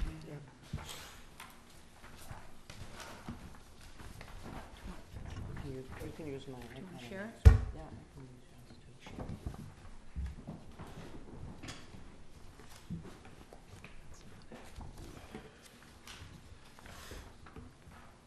I believe this document was done in 2011, and what Woodward and Curran was charged to do was to tell us the actual capacity remaining in the treatment facility. How much more flow can we bring in? And so you can have this, you can read it, and there's a couple of ways to look at it, loading. And what I've chosen to do is simple gallons. At the very end of this report, it has a conclusion, and it says in the conclusion, as shown in Table 6, the wastewater treatment plant can accept an additional flow of 156,370. So when this was written in 2011 January, that's what we had left for flow capacity. Okay? And in that consideration, if you look at the chart, all the different things and projects that we had talked about, Contract 3, Contract 2, Contract 1, all the other 12 areas, Makepeace, I believe, was in here, I think he was, Bourne, the trailer parks, whatever, all those gallons were accounted for. When they accounted for all those gallons, they said, taking all those into consideration, the treatment plant has 156,000 gallons left. And that's what they did. So I've taken the 156,000 gallons, and I've subtracted as we've gone along what we've approved for projects to be added in. And it was $10,000 for AD Makepeace, $9,000 for $9,000, I'm sorry. Yeah, that's Not 10,000 gallons per day for AD Makepeace, 9,000 gallons per day for Walmart, 30,000 gallons per day for Smithers, which is the old Springborn Right. lab that's down in West Wareham, 37,000 gallons per day for Bay Point, that's pending, we'll discuss that. 12,000 gallons per day for Robinson's, that's going to be next to Walmart, that's a development going on. And then also the projects that are in the pipeline is 23,000 gallons per day for Great Hill, and they've sent us their final plans, which we'll have reviewed, and then we'll bring it in front of the board. When you subtract all that stuff, it gives you a total left over, so that's a total of 121,000 gallons. You subtract that from 156, and I think you get 35,000 gallons. That's where we are today. So that's our capacity. So I want you to be aware of that because you're going to be asked to make decisions on projects. And that also signifies the importance of chasing the infiltration that we have in the system to add to that number. And the reason why I mentioned that is so you're aware, I'm gonna bring to you probably within the next couple of weeks, Bay Point. And we'll review that project because they need final approval. They were given temporary approval with conditions. You're also gonna have to talk about, we're gonna talk about, Great Hill Mobile Park. They're gonna come in front of you and say, we wanna increase their capacity. Keep in mind that both areas already have sewer. Great Hill has 66,000 gallons that they're giving us a day. They want to sewer the rest of their rest of their trailer park, or it's actually a elderly, boy, I hate to use that word. It's a senior citizen park, over 50, no, it's over 55. I think that's safer. That's probably more politically So correct. they're gonna be looking for how much more are they gonna be looking for? They're gonna be looking for approximately 23,000 gallons per day. How is that gonna translate into income for the department? 23,000 gallons, I'd have to do the math. It's going to be, Government expense, income, I see. it's $596 per trailer added. So they're gonna add, I forget the number, let's say it's 220 total, 66, so about 100 and something trailers. So it'll be $596 per trailer is what, I apologize, per modular home that would be added to the revenue. All right, so that's just basic revenue. All right. And keep in mind that we're gonna, and same thing with Bay Point, they're private developments. We don't want any ownership. It's their structure. We're going to recommend how they build it. We're gonna approve we're gonna approve it or not approve it according to what we want. But they're gonna own it, they're gonna maintain it, and we're gonna tell them what we're looking for. All right, and I think that's pretty important because it's been suggested when we first talked to Bay Point that we own it. And I don't think we should be in the business of owning. We've got plenty already to take care of it, so we don't want to own it. And there'll be some condition. We'll make that clear to the individual. So, and again, we're going to be talking about this, so I want to prepare you. So if you have other questions as we move along, you can get them to prepare yourselves for these discussions that we're going to have. I'm also looking at 1, 2, 3 duplexes on Minot Ave. That's going to entail tying into our 18-inch force main. If they're gonna do the force main, I'm gonna require that they core it, take that core and send it away for testing, so they can verify the condition of that pipe before I allow them to get into it. Because if that pipe is to fracture down the road, then we'd be responsible. I want them to verify and let us know that that pipe is safe to be tapped into, and it's safe for what they're trying to do. So I will bring that forward also. That's on my desk. So as these things come on my desk, we'll start bringing them forward. So it all, and it's all by this capacity is what's going to regulate us to what we can and cannot do. Did you say Minot Ave it's duplexes? How many duplexes? Yeah, three duplexes. So you're talking only 6 units? Yes, you are. 6 units with a pump, piping into a force main that ought to make sure the integrity of that force main is never compromised. Right. So the flow doesn't scare me. It's Yeah. tapping into that's my main force main coming from Narrows, which is Yeah. my most critical pump station in the entire town. I'm gonna allow them to tap into that. So I need all kinds of security, especially I need security, which is gonna cost, for me, it would be some type of deposit or some type of, I forget the terminology I use, but some type of money in escrow held to make sure that there's no damage. If there is, we have money to repair it. And that money will stay in our hands for a little bit to make sure that it works like it is. Because losing that line is significant. Mm-hmm. So I believe, in my opinion, that they need to assure me, assure you, and assure that the ratepayers, that they're not gonna compromise the integrity of that line one little bit. And it also gives us the opportunity to see what the condition is, because we've never looked at that line. It's been there since the 70s, and it's ductile iron. What's the condition? How thick and how thin is that line? And so we need to see that. So we're gonna ask them to take a coupon out, and they're gonna pull the coupon, and they'll have to send it away for testing. They'll test the thickness, they'll test, we call slag all the things that are built on the pipe, and they'll be able to tell us the condition of that pipe. And that's very critical to us, because we're looking on having that entire force main analyzed, because we just don't know. And we need to know what the condition is. And also, what we're looking at is if we get the condition of that pipe, we can probably comfortably say it represents the condition of other pipes in that era. Mm-hmm. So we'll at least have an idea what we're up against, what we're looking at. Because we're assessing all the gravity we get to easily, but to assess a force main is a little more difficult. Would your camera be able to tell you what condition those are in? No, Do you have because camera now? it's a force main. You can't Okay. get into a force main. Oh, okay. So that's why at that time when they drill hot. So that means he'll go in there, he'll drill hot, to it's a live pipe. And that hot drill will pull out a coupon, they call it, a chunk of that pipe. And then we'll just leave it as it is, and then they'll send that away for analysis. So we can say assured that, yes, it is okay to continue, or no, that's too thin, and shut it down. So that's what we're going to require as far as they're connected. And also, when that property ends, there's an easement where those pipes come off the road. And I'm also going to suggest, to keep them out of the road, that they may want to come into that pipe. It would require them installing gravity systems to a pump chamber to pump into us. Now, I don't think I have the authority, or we have authority to say you're going to spend that much more money, but I'm certainly going to strongly suggest it, because then I'm out of the street. That's a and I lot can of do money, one though. tap. Yeah, I know. So that's not gonna go into the force main at that point, though, it's just gonna They're go still into. going to force main, but it'll be one tap. I'm going to ask that all gravities to one pump Okay. chamber and one tap, because they're proposing 6 taps. Oh, Jesus. One for each, 1, 2, 3, 4, 5, 6. And I says, I won't go for that. Plus we The can- minimum, the plus- best I'll do is 1 per unit. But if I can get them to do a gravity tanks in the back, instead of taking gravity, have that gravity to a chamber, send it into the main, it's only 1 tap. I'd feel more comfortable with 1 tap opposed to 6 or 3. Is it the same builder that's building the? Yes, yes, he's doing all 3. Would we would we duplexes. have any say in who is going to do the tap and take it out to and send it off to the lab? What lab will be evaluating it, or? No, we have the say to say it'll be done, and we have the right to review who they're sending it to make sure Okay, they're reputable. So we can So have, you'll okay. have all, yes, you'll have the rights of everything. It's your call as to what they can and cannot do. They certainly can't do anything without your authority, Right. because you are the authority for this. And so in the conditions, you're gonna say you want a certified, lab to make Like, analysis. Right, and you so- want a contingency finance plan in case something happens to that main later on, that the other ratepayers are not gonna be held accountable for some type of increase to Absolutely. repair it. So- Absolutely. We want a bond in place. Yeah. And leave it in place for a little while, what we think is reasonable, Mhm. to assure us that, yes, it's gonna be okay. Because Do you it's have critical. any idea what the cost differential between the flow to one station versus 6 taps would be? I don't, that's gonna be their responsibility to show me that. Because it's about being reasonable, but for me, the most important thing is to protect that line, because it is such a critical line. That's why I'm asking the question.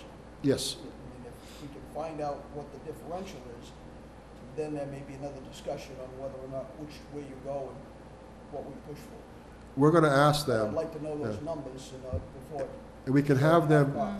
evaluate that. In other words, in their report to us, we can ask them to do that analysis of 6, 3, and 1. And then that's what and you need that to make a decision. What are you tentatively agreeing with them on? Nothing, because I have what I'm suggesting is that they do the research. I suggested they look at putting 3 lines opposed to 6. Okay, so you say. Just 3. suggestion, So yes. what I'm saying is you're looking at 3 versus a gravity fed 1. Correct. Is that correct? That's correct. So what I'm Okay, gonna so recommend. basically, I guess what I'm saying is, what's the cost differential between those 2 options? I understand what you're Leave it at saying. that point right there. Yes. Don't go any further than that. Let's not confuse the whole issue. Right. If there's not a huge cost differential, I think we've got another discussion that we can Correct. sit down and talk about on how, what, where, why, and when, and Okay. which one is the most practical for us. Correct. I agree. That's a good point. So we'll ask them to give us that differential, because they'll do the study, the engineer will do the study, figure out how to gravity it down, get that cost, the cost of putting in 2 pump chambers across the street, because I'm also asking for double check valves, because that's pressurized 35 PSI, and if they don't put the check valves, I don't want to pay for basements blown out by our force main, so I'm asking for double check valves, which requires a vault. You see, so I want the vault. So those things I'm requiring at the very simplest, and so that means it may be wiser, one, because they have to put 3 vaults in. Right. So we're gonna have to put 6 vaults in. So I'll ask that question, we'll have them price it out, and we can look at it. And then when you make your recommendation or your decision, you can base it upon what's feasible plus what's best interest of us. How are the other folks that live on Minot Ave you're speaking, how are they tied in? Force main. You have Brandy Hill, which Yeah. has their own pump system, Right. which we require, and we also require maintenance, since they have a maintenance agreement. Apartments down You got the below. little condos down the street Yes, there. that's force main. We also have the nursing home tied in by there by force main. So they're not individually tied in, those Those houses, no, not at No? all. No, they're all septic. We're not really excited about folks tying it to force main, No, But if it's the only thing that's available, it's available for them. right. But we have to be really stringent to what we're doing because we have to protect that. It's even what type of tapping they're gonna do. You see, I mean, hot tapping and there's dry tapping, and because if the dry tap, then it means I shut flow off. So all those things have to be considered. So we're gonna look at the type of tapping, and they're gonna give us all the different ways they're gonna tap, and we're gonna make a decision. This board's gonna make a decision as But- what's in the best interest of the ratepayers in this I- system. My only question is basically, what have we done in the past for the folks in that area? Nothing other than force main. Nothing. Force main only. So they haven't had to do anything special. And now we're gonna be looking for something, we might be looking for something different from the new developer? No. That's what now I I'm understand. trying to Okay, clear. yes, if you look at Minot Forest has, and that's the town, required, Right. school department, they have a pump chamber, they have a valve box, they have double check valves. We're not asking for anything more. You see, if there's one thing that I would consider more, is we're asking them to give us the condition of that pipe they're tapping into. Okay. I don't know if anybody else, because I wasn't around, and I can't tell you if the others were required to do that. But I would like to require that they tell us the condition of that pipe that they're gonna tap into, because we need to know that. And that, for me, is critical to know. Because if that pipe is thin and they're tapping into that thin pipe, it leaves us with the opportunity of fracturing and leaking, and then continue the leak, continue to make it bigger, then that's a problem for us. We have to come back and repair that. So I need to know the thickness of the walls compared to original design and that type of thing.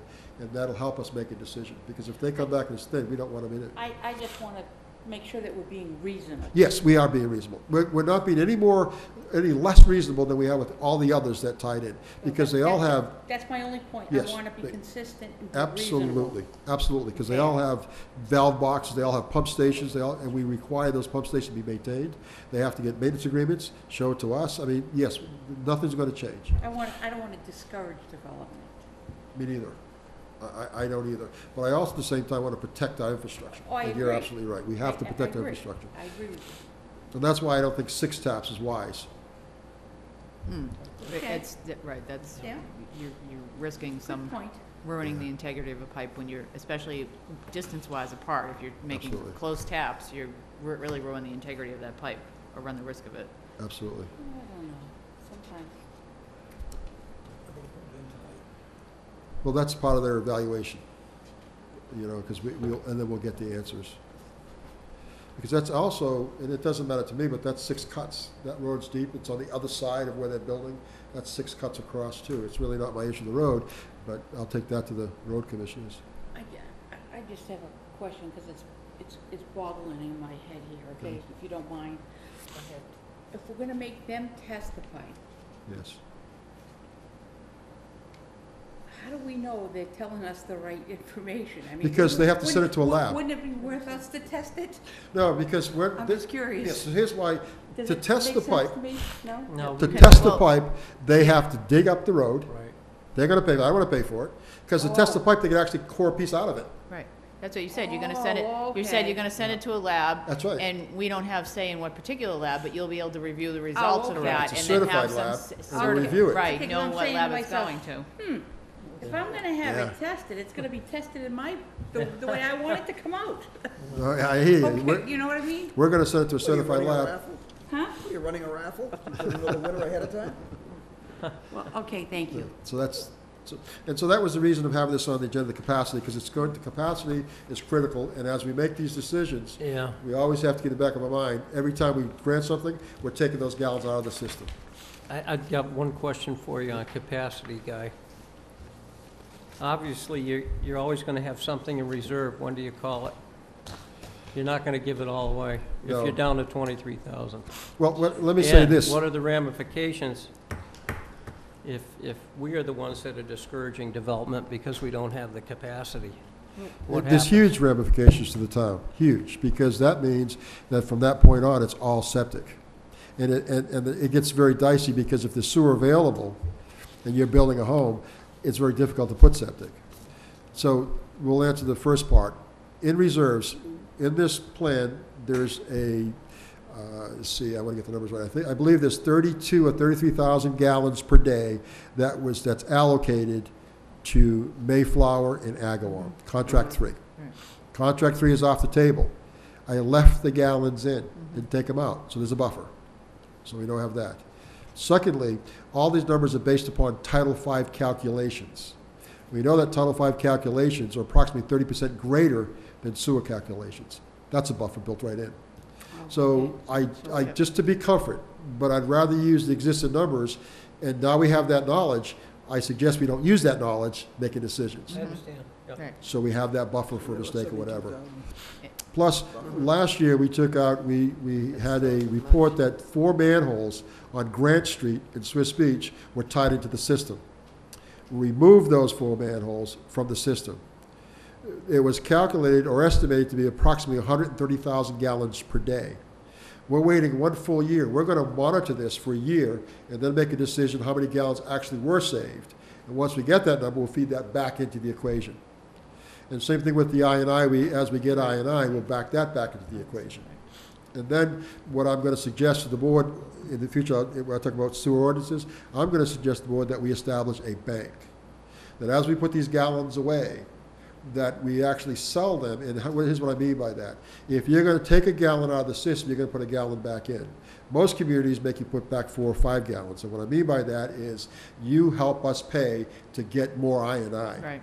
So if you're going to bring some gallons in, help us Right. remove either 1 or 4, up to 5 times the amount, whatever the board decides. So now we're always ahead of ourselves. And so if you bring in 30,000, you're creating 30,000 for somebody else by helping us get rid of that I&I. And we can quantify and document the I&I. Sewer banks have become very popular and very common in Massachusetts. And so I'll give you the documents. You can research it yourself, do your research on it, but it's the way to go. In most ordinances, I'm going to give you a couple from Bill Ricco, one from Rockland, some of the local areas, and you'll see it's built right into the ordinance. Because capacity is an issue. And so we have to keep Didn't you say we going. already made that deal with Walmart? We were working on that deal with Walmart? Yes, what you see, those are already approved. Right, but I mean, we had already said to them, we're gonna give you this many gallons, but you're gonna help us chase this much, or you're gonna give us additional funding. They in gave us order- $50,000. Okay, That's right. We said to them, and they gave us $50,000 to chase I&I. right. So it's a valuable program. Yep. And if you look, I'll dig it up for you, but when I talked to Bay Point originally, and it was approved at the sewer commissioners, it's selectmen / in there it states that we're gonna ask them to help us with I&I. Mm-hmm. You see, because I just believe that we should ask everybody to help us with I&I, because we're giving you gallons, help us get more, so the town can continue to grow. And it's very critical. I don't want to lose sight of that. Yeah, I like that idea. You know, Okay. so that's what we And should, I do just too. was kind of curious that we're staying ahead of the curve. and that's how we stay ahead of it. Yeah. Because, and that's why I wanted the article to move it out of Swiss Beach specifically, because right now we're in Onset doing the same study we did in Swiss Beach, and we're finding some issues. So we have to chase that. We have a main that we know of on Point Independence Beach that's about 1,000 feet. It's asbestos pipe. We know it's compromised. It's full of sand. We know it's compromised. We also know that in Indian Mound Beach, we have a pipe that runs right along the beach by Saltworks, and we can see the sand coming to the pump station. So we know that that's compromised.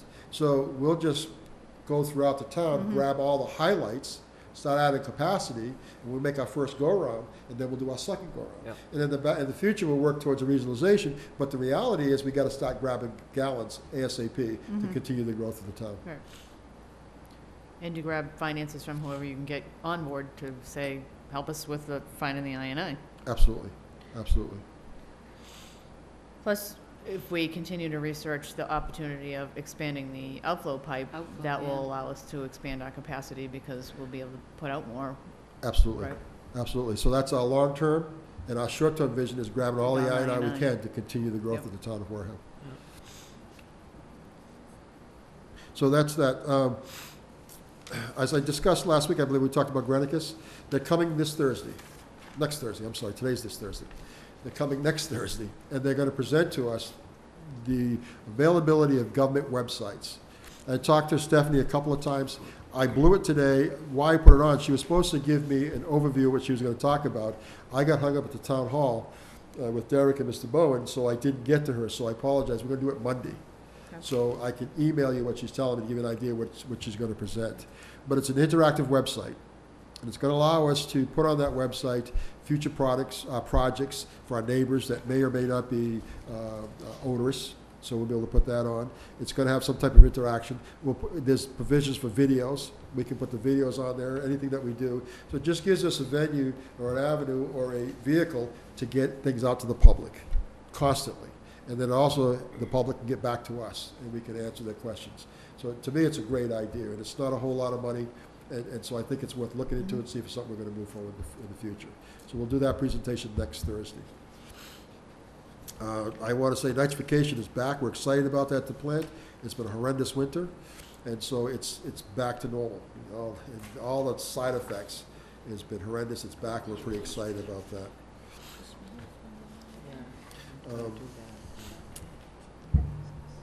We had an odor complaint the other night, and so we're looking into it. One of the things that concerned me when I got that odor complaint is when I looked, we have a weather station, and it tracks wind direction, and the wind direction was not coming from the basins. So it's unlikely to be the basins, so I gotta find another source. Don't know what it is, but we're doing our investigation. We monitor the wind 24 hours a day. We monitor the temperature, humidity, 24 hours a day. And why we do that is if we're gonna do something, sometimes we have to do something at the plant, we just don't have a choice. And if we try to put it off to the best wind conditions where it'd be least impact to the neighborhood. So we see that stuff, we see it all the time. And also when the guys come in, we can say it's a high alert day. So if you gotta clean something, know that once that foul odor gets in the air, it's gone to whatever direction it is. So we use it to help us get better at what we're doing. So we monitor it. And so, plus when we get an odor complaint, it can tell me what direction it's coming from. Then I can try to go to the source. And say, okay, it's not this, it could be this. And it helps us locate the source. Because the analogy I use is pretty crazy, but I've been to the bathroom in my home, and sometimes I'd come out and wouldn't recommend you go back in. We're doing the same thing over and over at 800,000 gallons of that type of product per day. So for me to say that it's not going to have a odor once in a great while, I'd be lying to you if I said that. But our job is to minimize it and to mitigate it the best we can. So that's why we have all these tools to help us, solve the problems. So the weather station works great, and I think I gave you a copy of one on your web. Yeah, you did. I emailed so you could just see what we're talking about, how we're doing it, so it's straightforward. The letter for the food establishments for September is out, so they all have them. We reserved the Elks, that's done. We checked with I think I told you last week, we followed up on it, so we're just gonna take care of that. I also got an official back from the ethics on, Can you get it, or can you not get it for a reasonable rate? well, here's what they, oh no, for the Elks, we gotta pay regular rate. We can't use yes, we can't use your discount, so we're gonna just bring me the regular rate. It just, also when they told me about Buzz Bay Coalition, what they said, as long as I don't make a decision in Buzz's Bay Coalition's behalf, because my loyalty is always to the town.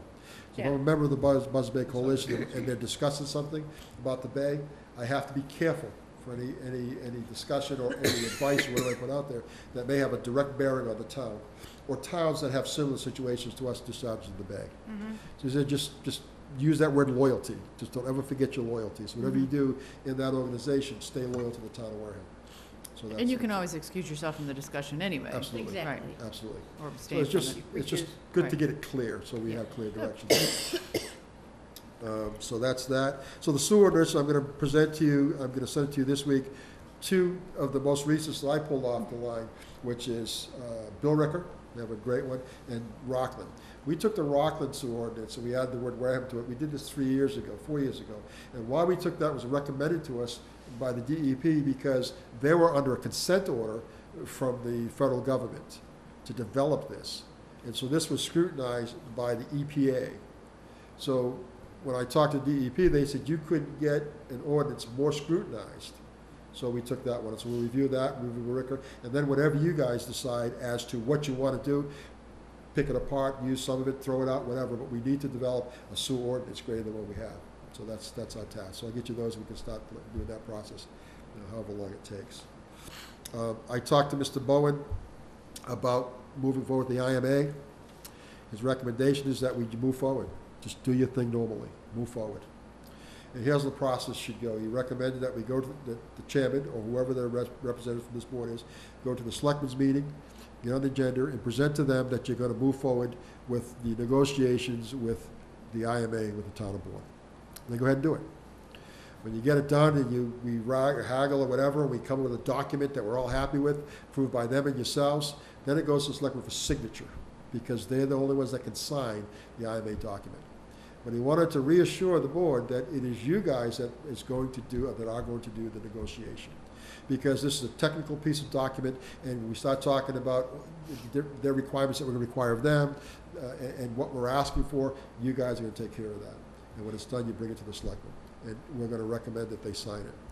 What's gonna happen, I don't know, we ain't there yet, but he's saying it should be pretty straightforward. So, and he's available to us at any time in negotiations to answer any legal questions. Who? Mr. Bowen, he Mr. said he'll Bowen. help us out, and whatever we need, call him, he'll go to meetings with us, but it's the responsibility of this sewer board to go ahead and start negotiate with the town of Bourne for the 5-year IMA review. So if the board would like, we'll set that up, and we'll start setting up some dates, and we'll go back and forth with dates, find out what's comfortable between you guys and board, and where to go in the whole 9 yards. We can begin that process and see where we go with it. So do they want us to, on me, or some representative from this board, to go before the Board of Selectmen and tell them that we're gonna start this process and give them the Yes. dates? No, yes, he said it's a courtesy. In other words, from the board, because you want to prepare them, that eventually going to come back to them with an executed document that you and board have decided upon for their signature. So it's kind of like saying, here's what we're doing, we'll get back to you in 3 weeks, a month, whatever, we don't know how long it's going to take, but we're going to come back to you for the signature of this document that we're going to work on. He said it'd be a courtesy to tell the board. And then when you come back, oh, by the way, here's the document, it's been the last 6 months we're working on it, here it is, we need your signature because you are the signer for the IMA. That's his recommendation. Gee, I make a motion that the chairman does that. Oh, jeez. Second? So moved. We get a motion there's on a the motion. floor, and we get a second from Mr. Gilberti. All those in favor of me going in front of the Board Aye. of Selectmen? Aye. Oh, See how quickly we got that done? Perfect. yeah, Oh, Good wow. grief. for my courtesy meeting. Yeah. That was quick, I tell you, this is Hey, we're quick. done. Do I have to get on their agenda? Yes, I think that's just a Okay. call to Shirley or someone Yeah. and get on their agenda. She's my neighbor, I'll see her. Madam Chairman, I'll go with you if you like it, I don't have a problem, Yeah. but whatever you like. All right, And and Monica? that's all I have. Any questions for me, I'll be happy to answer, but that's all I have for my report. The nitrification filters, those are those square things that we saw that are over the pit, Yes. and they're back on track. And what I mean by that is they're doing their designed flow capacity. Are they so- all installed? Almost all installed? What do you mean? No, No, she- You're Miss talking about the Madam- waffles. right, You're no. talking Oh, about the the waffles? Oh, I'm talking Yes, about- that's no. different. Waffles are installed. This is the square filters, if you will. The water comes in and filters through. Oh, okay. And so now they're free, they're flowing. The clarity of the water is back, so the nitrifiers are working. All the stuff that we had in the front basin pumped in. It takes, the plant is on a 14 to 21 day cycle. And what we mean by that is, we waste. And so we waste our product in 4 to 1. And so it takes approximately 14 days for a gallon of water to come into the plant, get recycled, and then exit. So anytime we make an adjustment, it takes 14 days to see the results of that adjustment. So even though we cleaned the basin, the plant was continuing to feel the effects of that cleaning the basin. Right. And so the filters were just like, hey, I know that I'm done, but I'm still, and so now they're finally starting to break free and do their job. So that's, because it's, when we start doing things, we gotta keep in the back of our minds that every time we turn a switch, we're not gonna see the results for 14 days. We're not gonna see it minimum 14 days. Sometimes it takes 2 cycles, so maybe 28 days. And so that was the concern of bringing in the product from the front basin, is that we know that we're gonna affect this plant for a good long time, and we were concerned about that. That was our biggest concern, and we were concerned about the owners, trust me. However, we knew that if we blew that plant up, it's gonna take quite a while to recover. And so that's where So, we're with it. going back to the block question, on one of those basins, we had the charcoal blocks in place. Yes, so they're in. We've All got them in. in. They're all in. We have one, well, let me answer that, because we have one spot that has 2 blocks not in there, because we're doing a test to see how quick the sludge grows.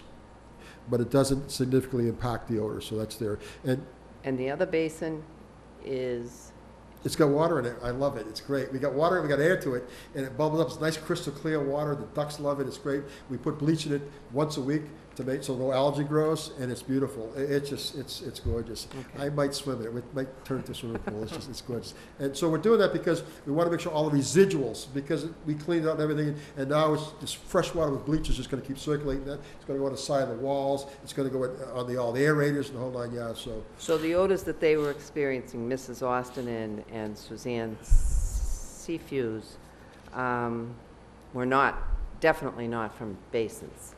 I can't see how, because the odors aren't there that we're experiencing. We walk those basins. We actually ride around the lot, because after this crazy winter and this horrendous experience, we're very sensitive to it. So and so that's one reason we didn't experience the odors, and also the wind direction, because the wind direction came from Linwood Street to the plant. Right across, that's where the wind direction was. It was west-southwest, west-southwest all night long. So for the odors to go from the basin to go into the wind, to fight the wind to get to the individual's home is highly unlikely. I'm not saying impossible, but it's highly unlikely, because the winds were moving pretty good, 3, 4, 5 miles an hour. Well, So- now you have those, the floral things on the building. Yes, they are. Okay. So, and no one, and also, Monday we put our first pipe in the ground along the whole basins, the whole 340 feet, and another 20 feet around, we're putting the same system in. And so we're gonna start putting the pipes, concrete them in, then we're gonna run along the whole length of that, the same atomizers. We're gonna atomize the odor neutralizers. So we're gonna have a backup to the backup. So we're really looking to really grab every possible odor we can grab. So we're pretty excited about that too. I'm just gonna, Madam Chairman, I'm just gonna sit here as Mrs. Austin. I don't care which way the wind's blowing. When are we gonna get it resolved? Well, that's How are what we the, gonna resolve it? that's what the atomizers are gonna try to resolve some of it. We're gonna run these atomizers in a fence all the way around the basins. Now, I know I got an email from Mrs. Morrison just before I got here tonight, and she said she knows the perfumes are employed because she can smell them now. She Right. can smell a perfumey odor. So she knows that, that's at the top of Linwood Street. So I did get back to them and tell them that we were looking into the odor. We are still also looking into that FEMA money, I believe, to see if we can cover the basins. So we are being proactive in that respect, but I have to go back again and say, we can never guarantee them a zero odor. Oh, I know, but they're complaining about not a little bit of odor. They're complaining about a really strong odor. Yeah, and I've walked it And I have too. And I go to Linwood Ave almost every day because I have tenants over there that monitor car. I just, I just feel uncomfortable, well, other than how's the communication? Are we getting back to them on their Yeah. emails right away, We're guys? doing our very best, yes. And I want to answer this. When I got the email the other night, I didn't know how to answer it, because I agree with you. I saw you. I don't yeah. want to be confrontational, because no matter what I say to the residents, they're going to say you're full of baloney. We've been hearing this for the last 10 years, 15 years, I know. whatever, because this has been a long history with the residents. Some go back to the inception when we used to do the sludge. There used to be a dump right there, and all the sludge went there, and it was horrendous. And so I understand that. So for me to say to someone, well, the wind direction was wrong, they're going to say, like you said, I don't care. I would just Baloney. And you're right. You're That's what I was absolutely saying, right. Yeah. So I certainly don't want to be confrontational. And I know that, and I'm going to say this, and I truly believe this, is that we have made tremendous progress to where they were. From the day I got there, and we first admitted as a town that, yes, we are a source. Because remember, before that point, we were saying we are not the source, and we were adamant about we that. are the source. So we have done a lot. We've gone above and beyond. We haven't ignored it, and we are getting better. What happened was this winter and the severity of it, creating that major catastrophic odor this spring, set us back. All the goodwill we gained set us back. Because last year, I can say that there was much better results in that neighborhood, and I've not by my judgment, but by the judgment of the residents. We've come a long ways. We ruined them by what we did this spring. This winter and this spring, took away that goodwill. And so now we're going to work diligently to get back that goodwill and be back to where we were, where we're consistently doing all we can to minimize the odors that impact the neighbors. And so we're back on track. And I apologize for this winter. It was out of our hands. It was, you know what I mean? I don't think there's anything else I could have done. And it did set us back as goodwill. But we're not ignoring it, and we are working diligently And to I get do it think done. once we get this Granicus system in, which is a website, we'll be able to inform them quicker, and we'll be able to tell them what the calendar is for any planned maintenance we're gonna do.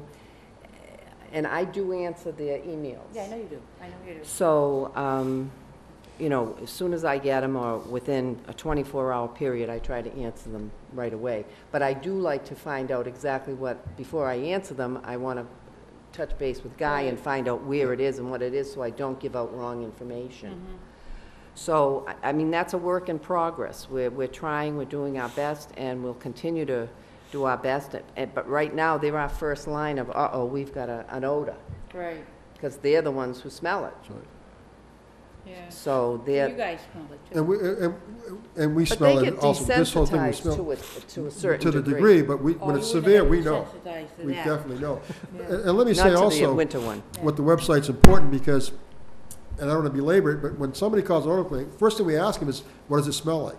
What do you mean, what does it smell like? Well, every process has a different smell. If it's a musty, strong musty smell, it could be coming out of the aeration basins. If it's a putrid smell, like a rotten eggs, it could be coming out of the basin. If it's an ammonia smell or a fishy smell, it could be coming out of the back end where we nitrify. So we ask those questions not to be wise or stupid, but to help No. us get to the source of it, because it Right. may be a specific area of the plant. You see, so the website, when you call in a complaint with the website, you're going to be able to log in what you're smelling. You know what I mean? And it may sound, I mean, I don't know, what do you mean? It just stinks. And I understand that. However, it helps us No, I know. determine what it is so we can make the correction. So that interactive is going to be critical. And so the quicker we hear it, the quicker we get to find it, because the odor may come and go. What can I do? I can do the very best, but if the odor's no longer there. And also flow. Right. We're not that's there part at of night. it. Somebody could be Right. doing something at a business at Right. 3 o'clock in the morning Right. that comes through temporarily and rocks our world that we're not going to see any other time of the day. And that could be instantaneous, and that could be crazy. So there's so many factors, and we're trying to figure them all out. And if it means, I did it 4 years ago, I'll do it again.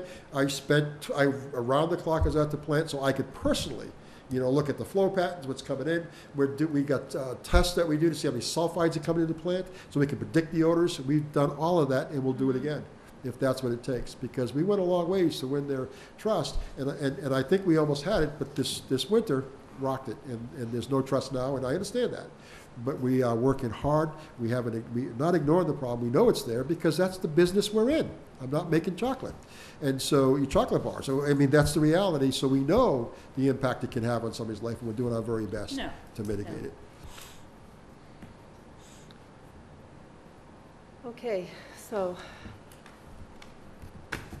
I will continue to, speak with the residents through the email, and they can continue to email me and the sewer commissioners as well, and I'll answer them. If anybody has any questions or whatever, they can get to me through my email, which is mjordan@wareham.mass.us. So, next, I guess you're done, Guy, for tonight? Yes, but I'm here if there's any questions. I'll Okay. say yes. Does anybody else have any other questions? We are now into the, if I can find it. Yeah, unfinished business, or any unfinished business anybody has from last week? No? Okay, any new business anybody wants to discuss?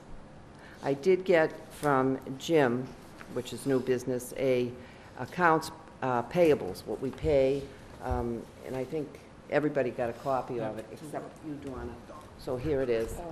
It's just a summary of the bills that we pay every week, that Jim pays every week. So I'm also looking to get a weekly receipts, but that I have to look into a little more. John Foster had told Jim that we could get, it was available on Guy's computer, but I'm looking for one that comes before Lee gets it. Because she gets hers from Judy Luzon, They are a couple of months behind, and I'm trying to get something that, as John gets receipts in for the week, what exactly they are, so we have an idea of how much is going out, how much is coming in. Excuse me, Madam Chair. Go ahead, Jim. I got an email from John and said that I'll check with Judy, and she may be able to produce it for us. Okay. So I'll do that. She's out until next week, Wednesday, I think, so I'll see her after that. Okay. Let you know next Thursday. That'll be good, and then we'll just have an idea of what goes in and what goes out. I have not as yet sent the letter off to the town administrator regarding the indirect cost agreement that the Department of Revenue Right. has requested. He did Right. send that, which we Yeah. saw at the Finance Committee meeting Right. last year. Right, But I think it has to be a little bit more in-depth than that. yeah. So I will still send that out. And then we also, I suppose this is an old business, had a question, although John had said that we couldn't really recoup our monies from anything that was sold by the town for the bankruptcy. But I have an issue with that. I think that there are, the way that I read the Department of Revenue documents and that law, Massachusetts General Law 60, Section 40, I have a different interpretation of that. So I'm going to send one off to Attorney Bowen and see what he says about that. And then if I still am not satisfied, I may come to the board and ask them if Right. we should get our own attorney Okay. to at least deal with that. So we might be thinking about getting an attorney for the water pollution control Is it- facility. Is there these direct costs that the town has listed here, are they quantifying them? No. How do they come up with this? Well, that's what we need, and that's what the indirect cost from the Department of Revenue has said. It has to be accurate, it has to be fair, it has to be justified. This is Isn't not it- any this- of that. no, That's it- just it a isn't. summary. So, and we have to agree with it.